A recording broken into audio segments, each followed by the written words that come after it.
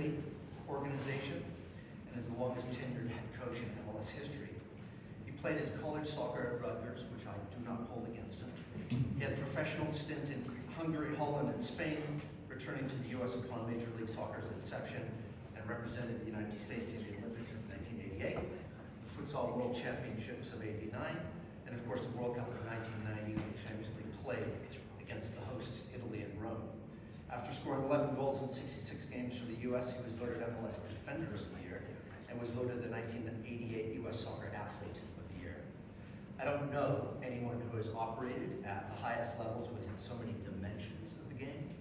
The only thing left for him is to someday, I don't know, maybe coach our World Cup team. Peter, you can comment on that. Here to share his experiences and give us insight into our organization's future, it's my distinct pleasure to introduce you to a living legend and a great Hungarian, Peter Vermes.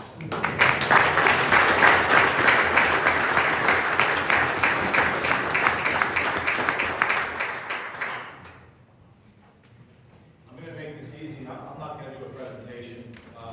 So first off, it's a pleasure to be here. I know quite a few people here. William, obviously, was somebody from Kansas that was with the youth club that I was associated with and still am for over 20 years now. Brian O'Donnell, I came back to the league. He was a fitness coach at what was now the New York Red Bulls. He's now, back then it was the Metro Stars. He was a fitness coach. Got me in a good place physically, so I've known him for a long time, great guy. And Lauren and I have a mutual friend, Zeke Schmidt, who was great coach, great man, passed away a few years ago, but that's kind of our connection there. So, and then Hungarian aspect. So let me tell you a little bit about myself. All right, just all that other stuff that's the fluff. The real stuff is how you get there. For me, so all of you are in youth soccer, so you know, when I was playing, I didn't make enough money to do anything, playing the game. So what I had to do was, while I was playing, even in MLS, so I'm being totally honest with you, I mean, I know today guys are making a ton of money. I'll put it to you this way. As you said, played 3 different countries, played Olympics, World Cup, all those things. My highest payday in the league was about $130,000. I know it's a great salary, don't get me wrong. Comparatively speaking, what those guys make today, I have guys on my team that can't kick a ball and they make more than $130,000. So you can imagine, you know, it's a totally different world. So to make a living, to try to get ahead, what I did was when I was playing the whole time, I would do everything. I ran camps. I was in every single part of the business of soccer. But I will tell you, it gave me a tremendous amount of experience in learning a lot of different things. I would say, I don't know every single coach personally right now in MLS, but I will tell you that I don't think that they did all of that and build it up for them. I don't see a lot of other coaches that have not had the ability to coach at really young levels, youth levels. They have a hard time talking down to someone or breaking it down for someone and then trying to build them up. And I think the versatility of where you are in the game, different genders. I mean, I can talk about girls, coach girls teams, how I think that they're different than boys teams, and not saying that one's better than the other, but how you look at them. For an example, it's like, I remember I was training a boys team, and I'm training a boys team, and you know, I had these 4 kids, they drive to practice together, they're in the carpool. And so the 4 of them together, and 2 of the kids played the same position. And one of the kids who was the starter, he wasn't playing so well. So I took the other kid and I was like, you know what, I'm gonna put that kid, let him kind of be the starter because he's playing better. Right now he's working harder, whatever, all that stuff.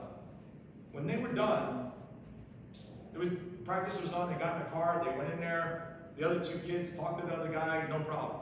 Everything was fine. Same situation. 3, 4 girls, they all carpool together. I do the same thing. All of a sudden, the other 2 girls are mad at the other girl because she took the other girl's spot. And I didn't understand it. I couldn't understand it, but I learned over time that there's a different camaraderie between girls and boys. And so I think those experiences are tremendously valuable, and I think they just make you a better coach as you go along.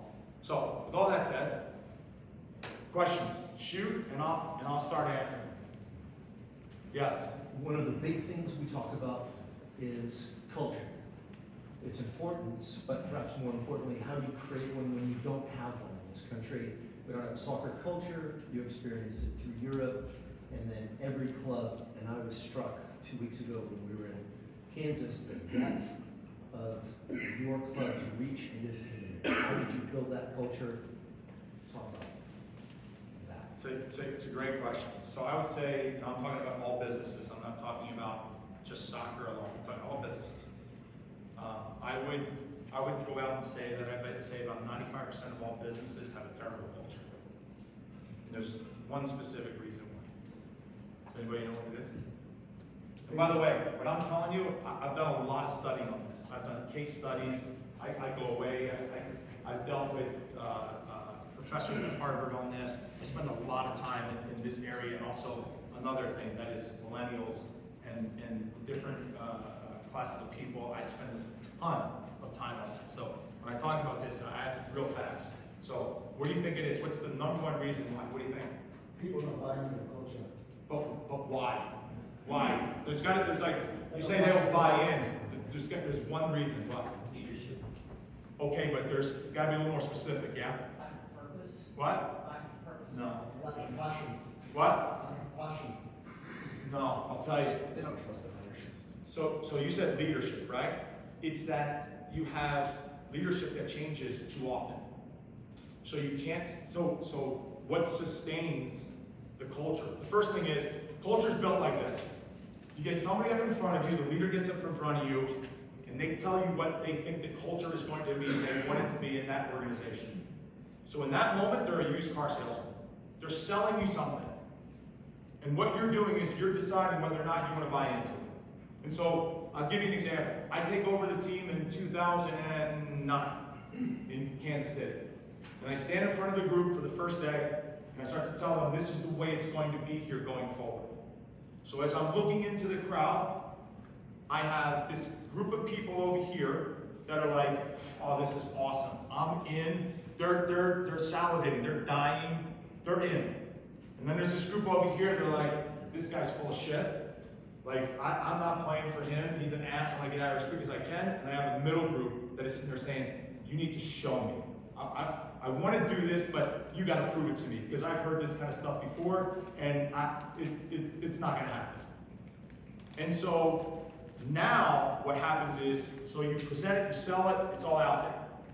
What the next step is that you're going to have moments during the course of your time with those people that situations are going to occur, and you have to be able to then demonstrate by the decisions that you make in and around those situations that they are directly aligned to the culture that you talked about. And you have to, excuse my language, you have to have the balls in that moment to make that decision. Because when you don't, you've already bled your culture. It's like your culture is this, it's a bad analogy of balloon pops, but imagine a balloon filled with blood. And what happens is, every time you do not follow the culture, or someone is doing something against the culture, they're poking a hole in it, it's bleeding. And so what you want is for people to actually protect and defend that culture. The only way that happens is you have to start to demonstrate what that is, and you have to be extremely consistent with that. And consistency only comes with people that have been around for a while, right? I mean, you could also have people that have been around for a while that also don't do it. That's why 95% of all businesses, all organizations have bad culture. So you got to sell it first, or you got to present it, sell it, then you got to start to demonstrate and illustrate through the decisions that you make that are directly aligned to it. And then the final piece is that you have to also understand the evolution of it. And you got to, it just doesn't stay still. You got to help grow it and build it. And that's how you grow culture. So I'll give you an example. In Kansas City, when I came in, I have 4 core values that we live by in the club. The first is the team is always first. And when I say the team, I don't just mean the team on the field, I mean the staff, everyone. The team is always first. We don't build the club around one individual. I don't build the team on the field around one individual player. Simple as can be. Now, I treat everybody differently because everybody's different. I have guys that come in that, you know, they had a mom and dad. Another guy just has a mom. I have another guy who's had a dad. I have a guy that doesn't have any parents. And so they're all different, they have different backgrounds, how they played, what they've done. So I have to now connect with them and find out who they are, so that when I'm having a conversation with them, it's directly related to who they are, not me just blanket statement to everybody, because it doesn't fit, one size doesn't fit all when it comes to that, because we're all different people. But when they step inside the white lines, everybody's equal and everybody better do the business. But then there's another piece of that. So I have Graham Zusi on my team. I drafted Graham. Graham's been with me, this is maybe his 13th year, he's never been in any other club. I have a kid that's, say, Cam Duke. I think it's his second year being a pro. I've known him since his mom was pregnant with him, but he's grown up and he's now he's on our first team. The difference is that I don't treat Cam the same way I treat Graham. And the reason why is, I've been through battles with Zeus and we've won, so I'm always going to give him a little bit more leeway because of what we've been through and the experience that we have. The other guy needs to prove that to me. It doesn't mean that I don't hold them both accountable, it's just that I deal with them in a different way. So team is always first, number one. Second, work ethic. If you're not going to work your ass off, you're in the wrong place. You will not stay long in our club. No chance. I will get rid of you in 2 seconds. And to be very frank with you, it doesn't even faze me to let somebody go when they don't work. People think people say to me all the time, like, sometimes when, I see you on the sideline or I hear you talk, it just seems like, you're a son of a bitch and you're hard as can be. It's not. I'm not at all. It's really easy to play for me.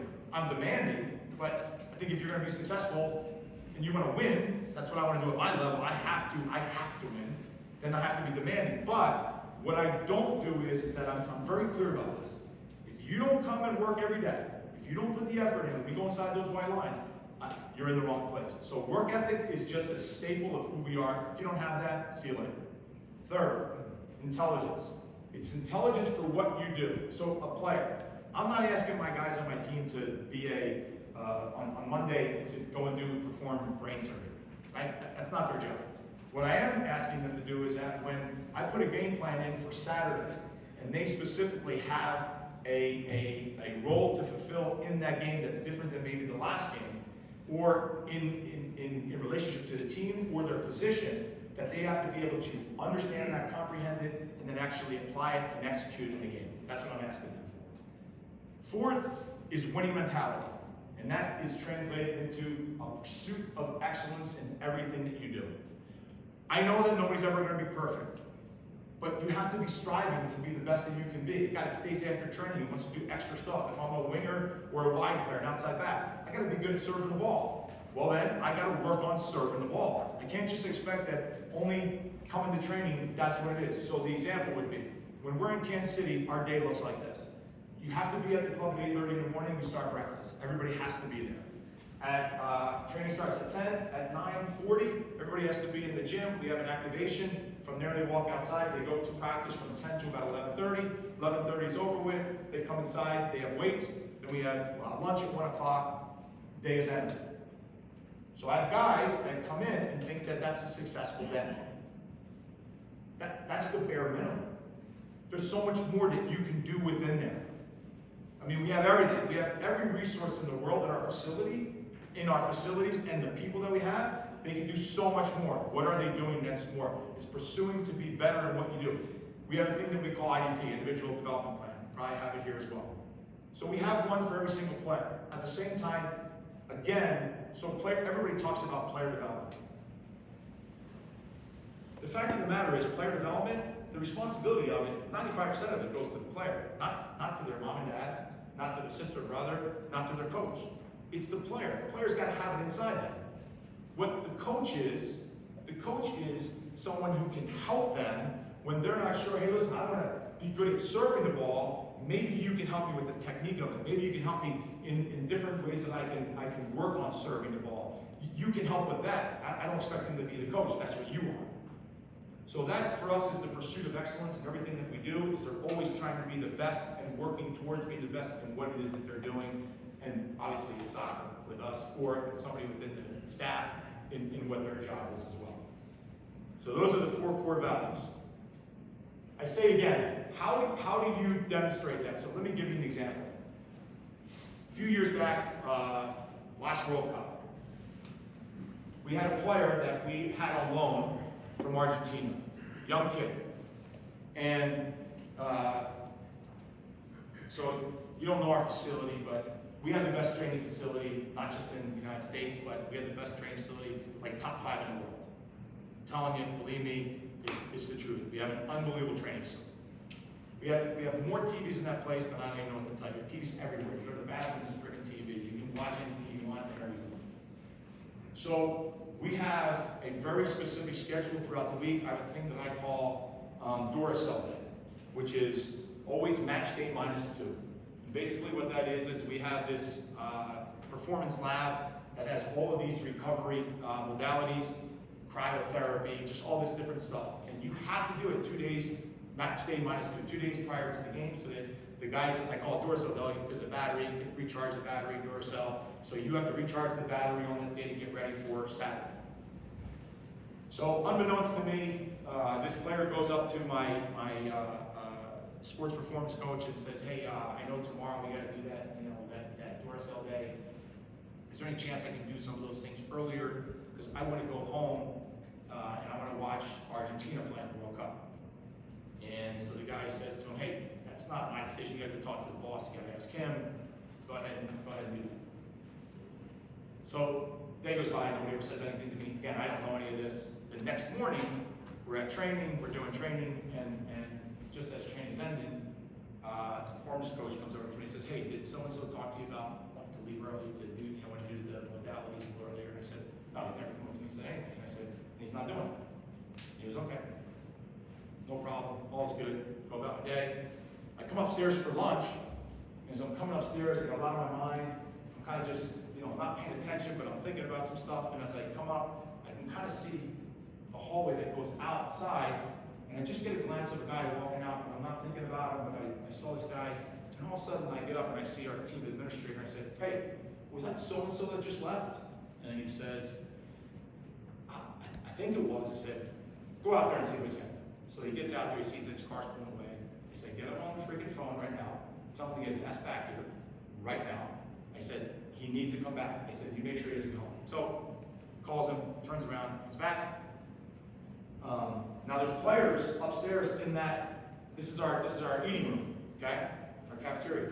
You guys are eating. So he comes back and he's like, do you want to talk to him? I go, no, I don't want to talk to him. I said, he's first talking to the performance guy. That's the one he initially had a conversation with. He's not talking to me.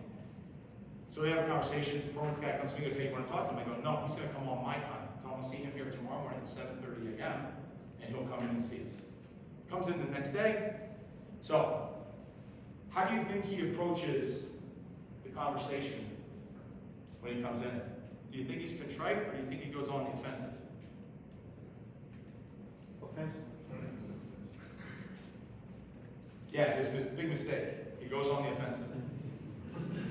So I bring in our player personnel director. I bring him in with me, and I let him talk first. So he goes on the offensive and says, "Yeah, I don't understand why I couldn't go home." He starts going through all this stuff. So now I need to stop and tell you kind of what has transpired. So this is on Friday. This isn't Friday. This is Friday morning. We're playing the next day at home. Big game. The last game, which was the Saturday before, one of the guys that plays in his position got too many yellow cards, so he has to sit. He is the best choice that we have to play central defender at that moment and to go and get 3 points. And as I told you before, well, maybe I haven't said it this way. There's only one reason why I'm in this business, at least in the business that I am now, professional man, is I only want to win. That's it. Everything else is secondary to that. I only want to win. That's it. It's winning. There's nothing else in there. Everything else just is below that, okay? So keep that in your mind as I finish up here. So, best guy for the job to play in that game. It's now Friday. I've been training every day this week, getting him prepared to play in that game on Saturday. So here I am now faced with this situation. This guy leaves, doesn't, jets out. What do? Now he's on the offensive, comes in, he's got all kinds of excuses. So I had enough, so I freeze him. At this moment, we also have a second team. We have a USL team at this moment as well. So I say to him, I said, look, when you first got here, I went through all 4 core values with you. So let's now understand. The team is always first. He's already broken the first one. Individual, made his own decision, go do his own thing. He's not doing what's best for the team. What's best for the team is to follow the program. 1. 2, working hard. Someone who takes off, his work ethic is not there. It's not here, it's somewhere else. 3, intelligence. Stupid decision at the end of the day. You got a starting opportunity and you take off to jeopardize that. 4, pursue excellence in everything you do.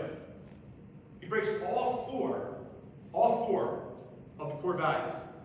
So I have a decision now to make, because what I'm here for is winning. I want to win. So what do? I tell him, here's how it's going to be.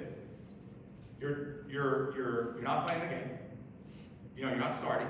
You're not the 18. You can't play with the US, because we had a Saturday night and Sunday, we had a home game with our USL team. You won't play with the USL team. Got that too as well. We have training coming back on Tuesday. All you will do is be at training today and just be running around the field while the team's training, because you don't deserve the privilege to be a part of the team.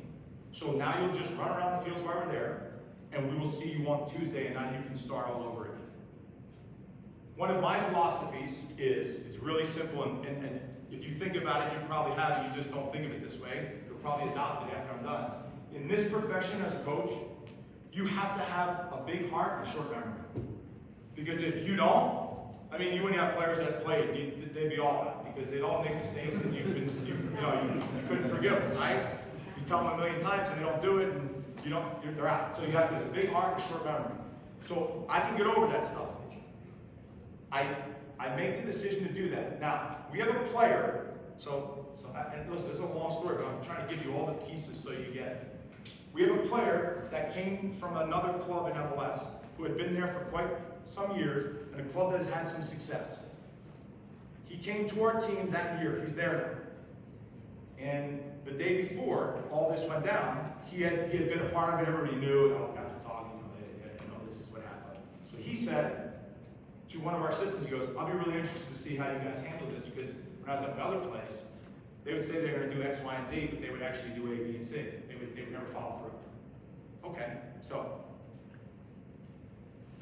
players out, we go in the game. I put a guy in that I had drafted, hadn't played a game yet for us, put him in the team, put him in the game.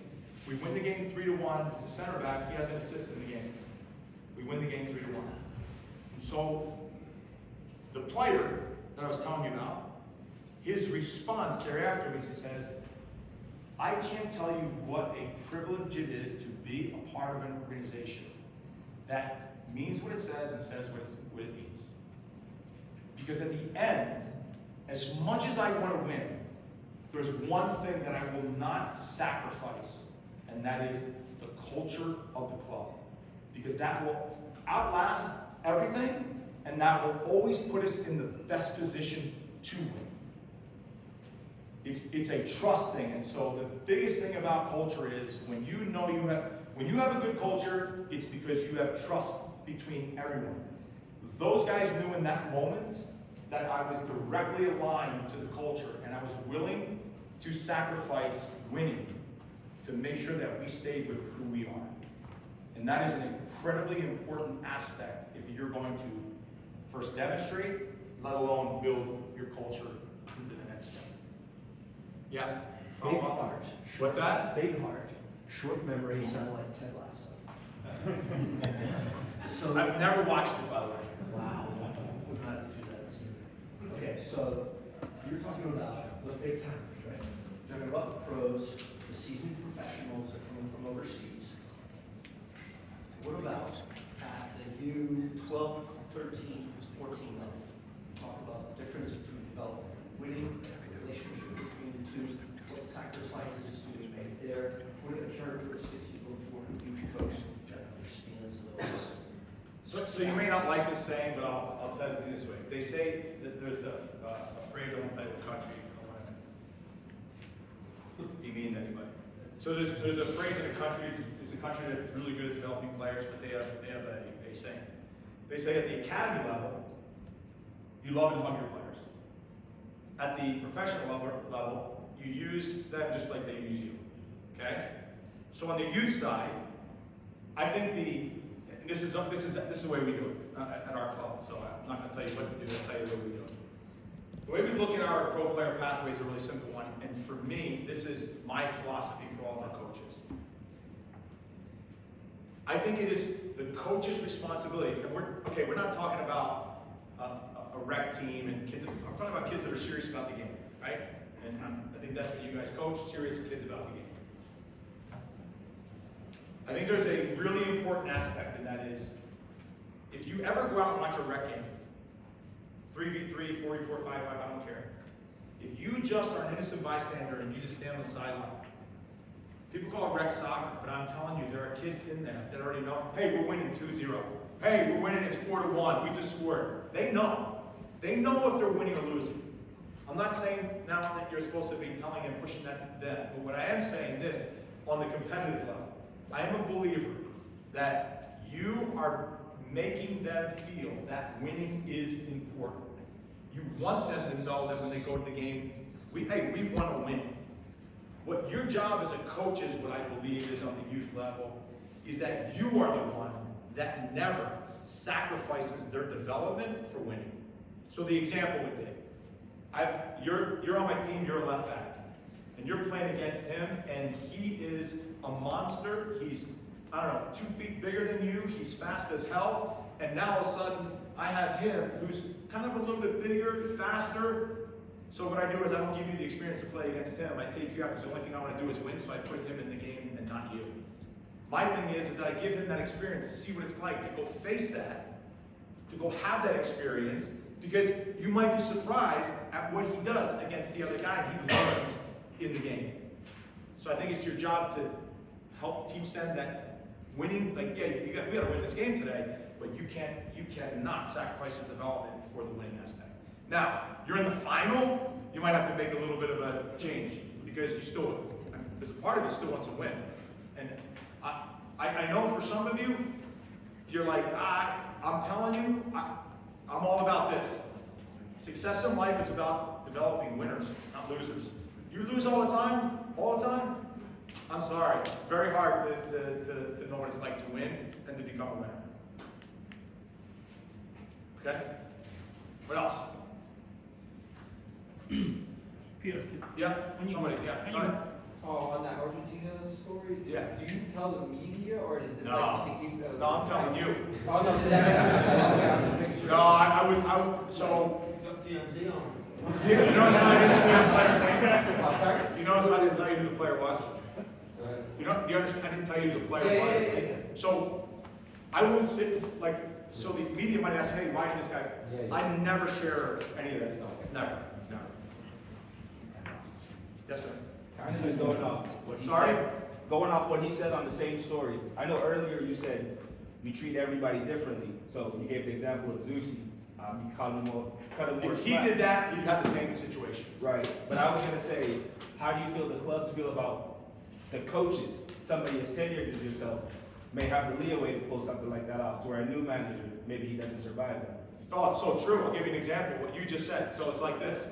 So last year, prior to the season starting, I had individual interview meetings with everybody on the first team, the second team, all the staff members and the entire technical side, which is about 85 people. I include the grounds crew for us as well.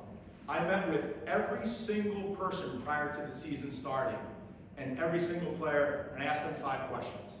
Okay? If you want to know the question, I can tell you, but I asked them 5 questions.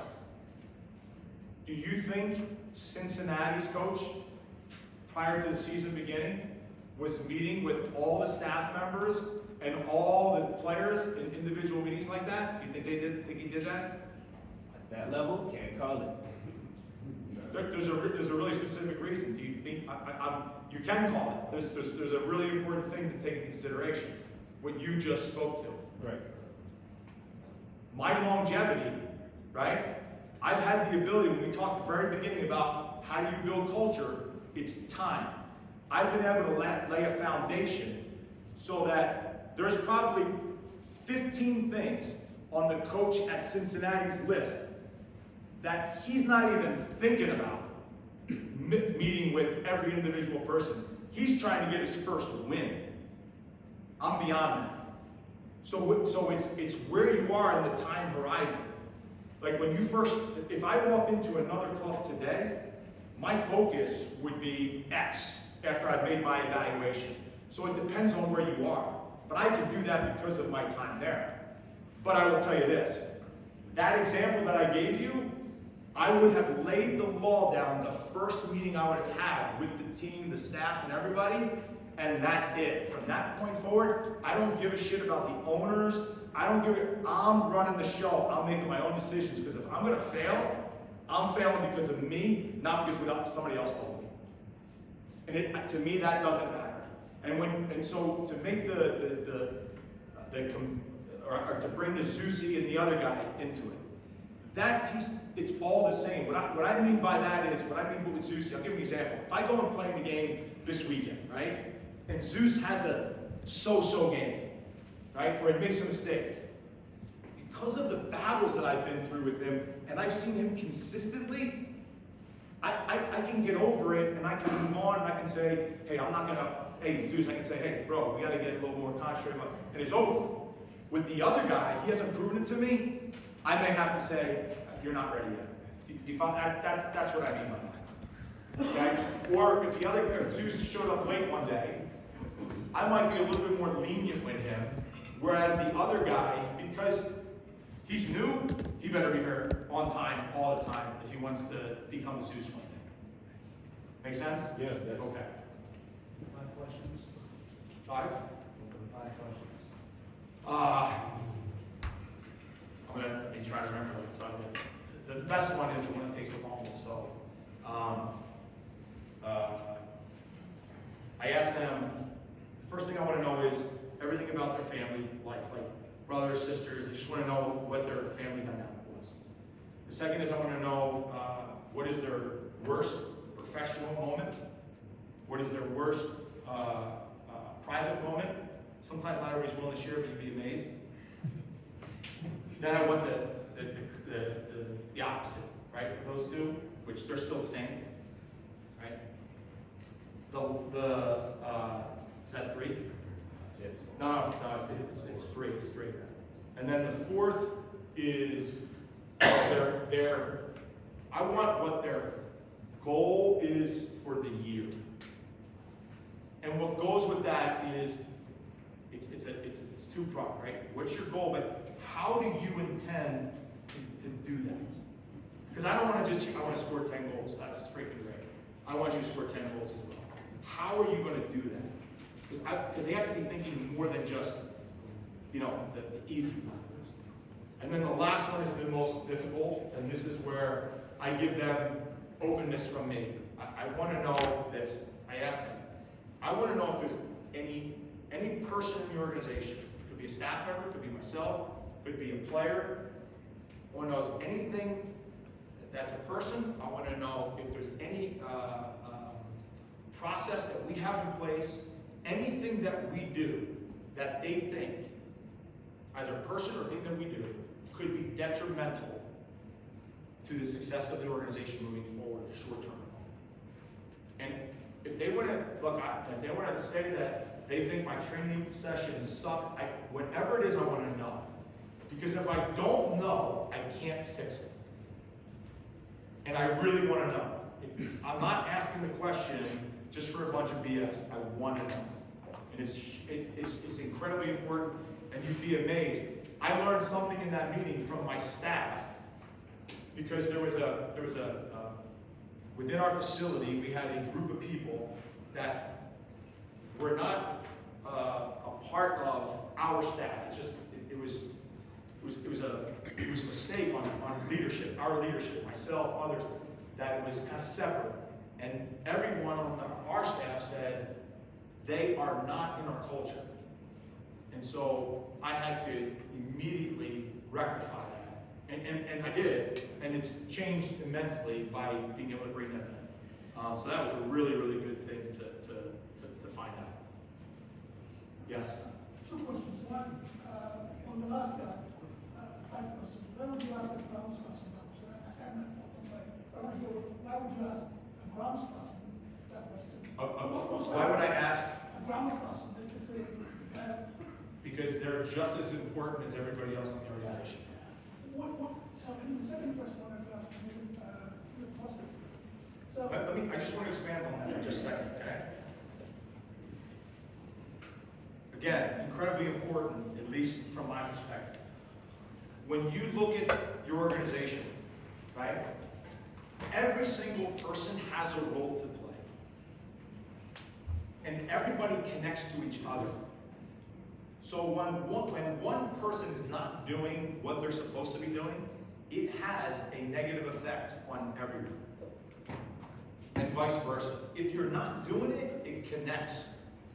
You kid yourself when you think it doesn't. It connects for sure. And that's why it is imperative for me, like I am extremely observant on the way the interactions go between players, the way the interactions go between staff members, and then they cross over.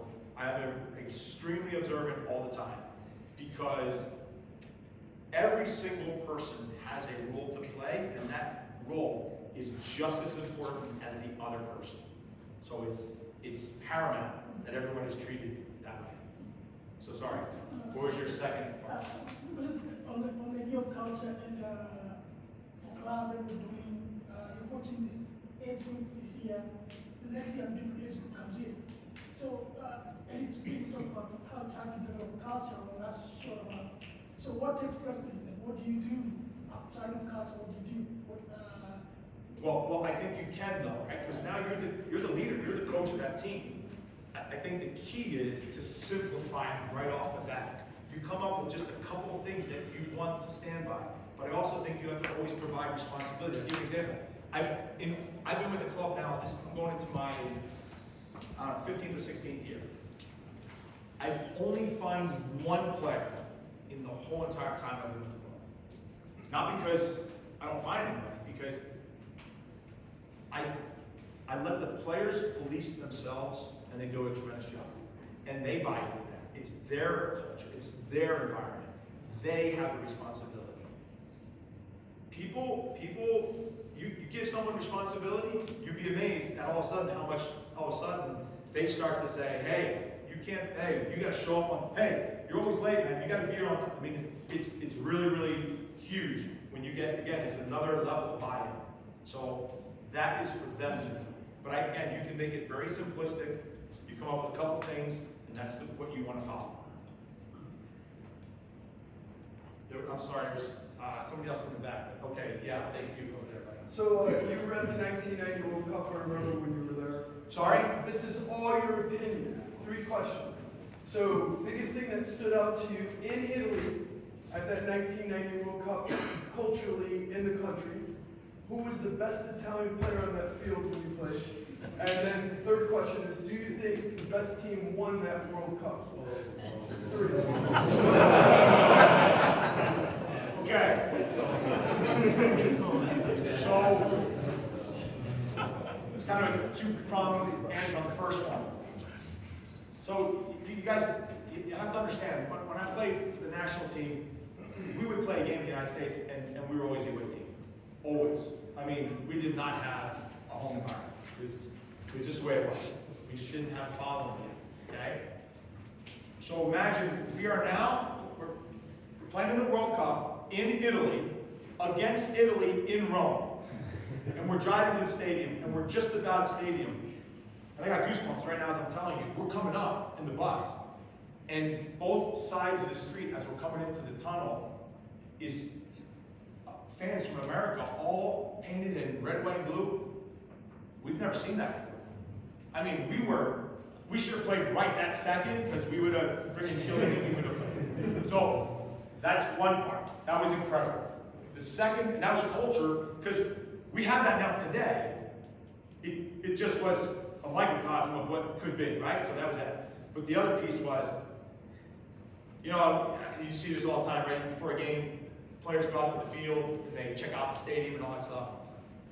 So before the game, I'll walk out to the field, and there's probably about, hard for me to say exactly the number, but maybe there's 1,000 people in the stands, right? Just all splattered all over the place. I can't tell you how loud they were. Just that 1,000. So now we go back in, now we get warmed up, we come out for the start of the game, we walk out. The place was unbelievable. The patriotism for them was unreal. It was incredible. Best player. So I played up front at the time, but Racy was in the middle. He was a class player, right? Just so good, ran the line so well. But, man, it's a tough one. I mean, you had Vialli, Scalacci in the game. Vialli was really good, man. He was very, very good. Baggio, it's hard to say. They have so many good players. It's a tough one. Was there one other question? And then, who do you think the best team won that World Cup?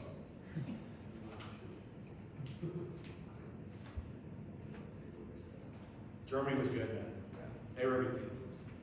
I mean, they're a machine, and they always are. So I can't say that they didn't deserve it. They were really good. Yeah. Peter, did you almost score in that game? I did. Tell I us always about say if so we played against, this, I don't know, everybody know this? I'll buy it all the time. I think everybody fucking know, but anyway, so we have a free kick. So I do the old, I run over it like I'm gonna shoot with my left, I run over it, and my thing is to run by the wall to the rebound. There's never a rebound. So guy shoots over the wall, and so the best way to say it is like, this is the post, this is the rest of the goal. Zenga's in goal. I don't know if you remember Zenga. I'm running over it, and the ball comes out to the side under this incredibly tough angle. And I hit the thing, and it's going between his legs, and it hits kind of the inside of his heel, bangs up, and it's trickling into the goal. One of the defenders for goal comes by and clears it off the line. And I always say that it was the best thing that ever happened to me, because if that didn't happen, I wouldn't be here today. Because if I would have been, I don't know, a star player the rest of the world, I got lucky. Yes. So Peter, you grew up in New Jersey as a youth player. Obviously, you're a great finisher at professional level, but I read somewhere that as a youth player, you set records like scoring hundreds of goals in high school. Can you tell me a little bit about your environment in New Jersey as a youth player? And I know Todd Ramos is another great one, just kind of a hotbed of talent, New Jersey. So just a quick little background. Actually, Tibor you were talking about something way over, he didn't know this thing. So my father was a professional soccer player. My parents were from Hungary. They came to this country in 1956 when the Russians were coming in, taking over. They escaped. My father's a professional soccer player for a club called Homevade. There was this great player at that time in the 50s. His name was Pushkash. My father played with him. My father was left back. And so my dad was a coach. I had two older brothers as well. They both played. And my dad didn't coach me when I was really young, but I played on these other teams coming along. And I was pretty good. I mean, I score goals like it was, breathing. I was killing it. So my dad then takes over. He probably went to me because he saw that I was better than the other two and thought I'd rather ride with this guy than the other guys. So he's now with me. So he's pushing me along. My dad was a tough son of a bitch. I mean, he just was. The difference was, and I'll tell you the difference between my oldest brother and myself. My oldest brother had incredible talent. The difference between the two of us, my dad pushed him, and as he pushed him, he got further and further away from the sport. When my dad did anything with me, it was like, I want more. It was just his personality. So that was one. The other is in that time growing up, it was tough. I mean, I'll give you an example. So John Marks, myself, Tony Miola, every year, those guys were from Kearney, New Jersey. And Harksey's Scottish. Where are you? Oh yeah, big man back there. I met him earlier. Scottish. And so he would bring over, every year, he'd bring over an academy team from Rangers or Celtic. And so Celtic comes over, and I get a call from John Marks' dad. He says, I'm like 15 years old. He says, listen, I want you to come up. I want you to play in this game because we want to try to kick their ass. He wants me as a center forward. It's like putting together an all-star team to go play this game. before the game, and this is not an exaggeration, Glen Oval Field, which is there, the Oval, what we used to do is we would line up the entire group of kids, which was 18 of us, and we'd spread out, about, I don't know, we almost touch hands, and we would walk from one side of the field to the other, and as we went, we would pick up all the broken glass and all the crap over the field. We got to the other side, you'd dump everything onto the side, and then we'd move down, and you'd do the same thing. And there'd be rows of just broken glass, and the fields were shit, but that's how we became, I think, good players. I think today, where the difference is in our country, is the level of player is much higher across the board, and the pool of players is much larger. But back then, you had special players that stuck out. We don't have as many of them today. We need more of those. What specifically, because you're just a great, finisher, I mean, your ball striking was impeccable. I worked at it. Okay. I really did. I mean, I was a psycho in training. I really was. I mean, I remember when I was at Rutgers, you can ask Bob Riasso was my coach. You don't know who that is. Okay, he was there for 29 years. I used to, I'd leave classes, I wouldn't go. I'd grab a bag of balls, and I'd go there and just go out and just hit shots, and I would work on it. It was all about working on it. But see, that's what's missing today. And it's, when you ask the thing about culture in our country, this is something that we have to figure out at this level. What players can't do today is this. They can't self-assess. So if they can't self-assess, they can't self-correct. So, simple example. If I put a ball down and I just want to curl the ball, into the side netting, and I go up and I hit a ball and I don't do it, they have to be able to walk back and go, man, if I just hit the ball a little bit more straight on this side, and then they try it. And when they keep doing that, I'm telling you, that's where they start to go like this as a player. Problem is, their parents come and they go, hey, can I hire you to do some individual training with my kid? And it's that yes, is a part of that, but they have to go do it themselves. That's where it really comes from. And I think that's really what it is. And the other is that, we used to play a lot of pickup games and things like that, a lot. And you just don't see that as much. You don't see that anymore. I think that's a big issue. That's why I don't think you have so many players that just stand out amongst the rest. The pool's so much better. The technical aspects of our players are so much better in the country. It's just that you don't have. Yeah, sorry, you don't have that. I was gonna say, do you think it could be an infrastructure problem in our country? Because I've lived in Spain, played in those cities. Kids can go from their home, 5-minute walk, know they can play from 8 a.m. to 10 p.m. In this country, you gotta pay to play. If you go to Cafe, or not Cafe, if you go to Reach 11 here, you can't play unless it's a tournament. There's hundreds of houses nearby. No child can play unless you're in a tournament. So, what are your thoughts on that? Because you kind of brought up that concept of something's missing in our country. The special players aren't, maybe it's a hunger, maybe they don't from poor areas, they want to survive, do the best they can be. So, I wanted to know your thoughts on that. Yeah, but I have an opposite opinion to that, right? A lot of these kids have a backyard. They can go out in their backyard, you can dribble between trees, you can hit the ball up against the fence. There's a lot of things that you can do, but they don't. They're more apt to go play FIFA, and listen, I go to a kid, he knows more players than I do, but it's only because he plays FIFA. Right? But you ask him to put the ball in the side netting, he can't do that. And I was just the opposite. I could put the ball in the side netting because I spent the time. What my point is that they could have a pickup game.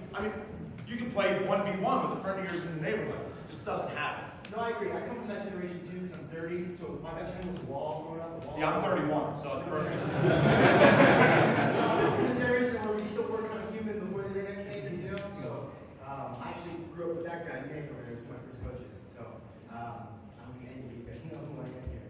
But I appreciate that. I was more specifically talking about futsal, things like futsal culture, or throughout Europe, if you go to the Netherlands. Yeah, but again, I understand what you're saying, but again, I'll give you an example. In Kansas City, we built, I think, 25 futsal courts all around the city. We took, dilapidated tennis courts that nobody's using anymore. We turned them into futsal courts, And now what you have is, you have from morning until night, those things are winter stay on and let's go. And they play. So you can cultivate the environments, you can do it, but you gotta have a little bit of a plan, and you gotta start pushing them towards that. That's what I want is, I get it, the money's good when someone says, hey, you do some individual training, but there's also a part that they gotta go and do that on their own a little bit. That's what self-assessment, self-correction comes. Yeah.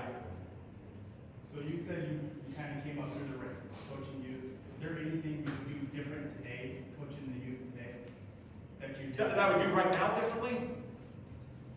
The reason I asked. I'm gonna say no. I'm gonna say no. Because I will tell you that, like, my dad told me something, because my dad coached youth, and he told me something. He said, look, you make sure on the first day that you bring all the parents together, and you tell them, this is the way it works. I'm the coach. I don't want to hear from you. And I don't want you coaching your kid while I'm on the field. I don't want to hear you do any of it. And you know what? I think if you lay the law down, and again, when it's gonna happen, when it happens, you gotta deal with it. There's another piece that I think goes with coaching that I think is incredibly important, because it's the same principle for a youth kid as it is for a professional, and it's this. I had a coach, it was my last year of playing professional. I wanted to play, I was on this mission, I wanted to play till I was 35, I beat it, I played till I was 36, okay? And throughout my career, I was a starter. I played almost all the time everywhere I was. I played on, I was a starter, right? And I think that's mentality. You consider yourself to be a starter, you work towards being a starter. So, I'm playing my last year of playing, but I didn't know. And playing and whatever, about 5 games into the MLS season, and I recognized that in training this week, that I'm not in the starting group. And I'm freaking pissed. I mean, I'm pissed. But what happens with people normally is what happens with a lot of players is when they're faced with adversity, they actually help the coach out. They start playing like shit, and the coach is like, that's why I'm not playing. I was the opposite guy. I'm like, okay, you don't have me in the starting lineup, let's go. So now I'm in practice playing against the first team, and I'm doing everything I can to kick their ass, right? Coach, to the point where the coach is like, all right, let's try training's done, whatever. So what I was pissed about is there was no communication with me about why. I wasn't a little kid coming to the team. I've done a lot of things for this coach over the years as well, from a success perspective. I thought that he at least owed me a conversation. Just tell me why. But he didn't. So Saturday, we're playing the game that night, it's an away game, and as we had this team walk we used to do. We go on the team walk. As we're going on the team walk, he's on the walk with us. He calls me to the back to talk to me, and I said, yeah, I don't think it's a good place for us to have this conversation. So I said, when we get back to the hotel, I'll talk to you privately. So we go to his room. So we sit down. He says to me, I said to him, look, we don't really have to have this conversation. We can do it on Monday. I don't want to distract from the game. Look, I was a team guy, always. So I don't want to distract from the game. He says, no. He goes, I think we need to have this conversation. Okay. So he said, so what's on, he asked me, what's on my mind? I said, well, I just want to know why I'm not playing. He said, you're not really, you haven't been very good in your aerial duels. At this time, I'm playing a central defender. Because you haven't been really good in your aerial duels, and I just think that, we need somebody here who's going to win the aerial duels. Okay, no problem. I'm going to stop that story right there, okay? I go back to 2001. I'm playing. I'm a father. My son is playing on a kindergarten team. My wife wants me to go pick him up from practice. I don't want to go. Because when I go there, everyone's talking to me about soccer, and I don't want to do it. I'm playing, and I just want to go home. But I got to go do it this day. I come there, get there a little early. The guy who's coaching the team comes to me and he's like, oh, Peter, I'm so glad you got here. Just something's happened. I gotta leave. Can you please take the team? I'm like, son of a bitch. I want to kill my wife at this point. I did not want to do this. So, obviously I changed things around. I put some cones to make a grid because I want the kids to be in an area so I can control them. I got my own ways of doing it, so I make this grid. This is what we're gonna do. We're doing this thing where what I have them doing is I have them kind of dribbling with the ball, stopping, you know, just doing little things with the ball. Great, you guys are moving around. So there's this one kid, John. John's picking up the ball, and he's freaking booting it up in the air. They got these little kids walking around, and the ball hits him, and he's gonna plow the kid into the ground, right? So I'm like, John, you gotta stop it. Does it again, does it again. Finally tell him, hey buddy, come over here, sit outside the grid, boom, sit down on the grid, great. So this happens a few more times, so now I gotta speed up this part of the story. That guy, the coach, gets transferred. Ask me, nobody will take the team, can you do it? Now I'm coaching the kindergarten team, okay? This kid, John, has now done this Tuesday, Thursday.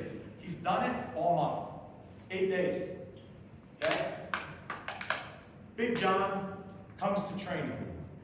Big John, it's dad.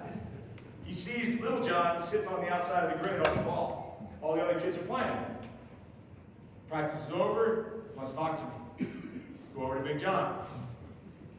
What's up? He says, can you tell me why little John is out of the grid? So I tell him, I said, look, for the last 8 trainings, he's always jacking around. And Big John told me the best lesson I've ever learned. Because he said, wait a minute, how long? I said, the last 8 trainings. He said, why didn't you call me after the first training? And I said, that's a really good question. Because I thought maybe I could handle it all on my own, but I couldn't. And so, now I'm gonna fast forward. Playing for this coach tells me my aerial duels have been. So I asked him a question. How long has it been going on? He said the last 3 games. I said, why don't you tell me after the first game? Because I would have been working my ass off to be better at that. So what transpired was I said to him, no problem. That's what you think, great. Starting today, you got a bunch of guys on the bench. How about if we chart the back 4 on every aerial duel? So, you know what I mean by charting, right? So if you had 7 aerial duels, did you win all 7, 6, 5, whatever it is, right? Chart them. So I'll tell you this. From that day forward, by the way, I played the next game, played the rest of the games this season, and I promise you, I never missed, if there was 7 aerial duels, I made 6 or 7. I never missed 2 times on any one. Because again, you're setting, part of what we do is motivation, right? It's setting a goal for someone. That's what it's about. Remember this as well. You can always motivate somebody in a moment. Motivation doesn't last. What lasts is discipline. And that's what you're trying to get people to become, is discipline in what they do. Yeah. Peter, we could sit and listen to you all night. You guys give it up for Peter.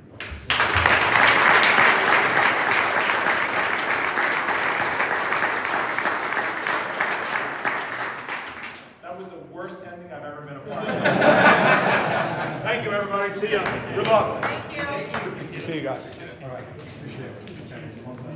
Yeah, thank you. Thank you. See you guys. Thank you. Guys, for a minute.